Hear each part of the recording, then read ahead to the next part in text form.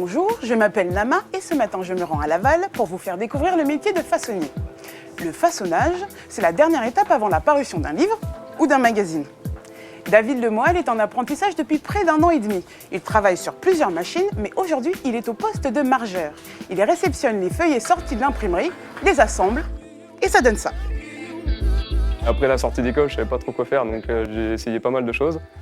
Donc j'ai trouvé un emploi dans le maraîchage pendant 1 an et demi. Et pendant ces 1 an et demi, en fait, on était suivi par une conseillère d'insertion professionnelle. Et on avait la possibilité d'effectuer plusieurs stages dans différentes entreprises et différents domaines pour chercher un emploi plus définitif, entre guillemets. On m'a orienté vers le CFA de l'imprimerie et grâce à une personne là-bas, j'ai pu connaître cette entreprise et avoir mon contrat ici. Ça fait 1 an et 3 mois, je dirais. L'assemblage des différents cahiers d'un magazine est réalisé en plusieurs étapes mécaniques successives. David assure l'alimentation, le nettoyage et l'entretien du matériel. On apprend strictement tout, même des machines qu'on n'a pas forcément ici. On est censé être polyvalent et savoir se servir de toutes les machines du façonnage. Que ce soit massicot, plieuse, thermorelieur, encarteuse, typographie. C'est un métier assez polyvalent en fait. Le gros tube qui est là, c'est le convoyeur en fait, sur lesquels on pose les cahiers. Okay. Et il y a la chaîne qui va tourner, qui va emmener le cahier pour aller jusqu'au massicot pour couper les 3 parties du cahier. Pour ensuite tomber dans le stacker qui va faire les piles, pour ensuite les envoyer dans le robot qui lui les pose sur la palette. D'accord. Maintenant que tu m'as montré les différentes étapes, tu vas me montrer comment on fait. Ok. Tu me dis si je fais des bêtises. Hein. Y a pas de problème. Si comme moi vous aimez le travail manuel, le façonnage demande une certaine rigueur et un geste précis.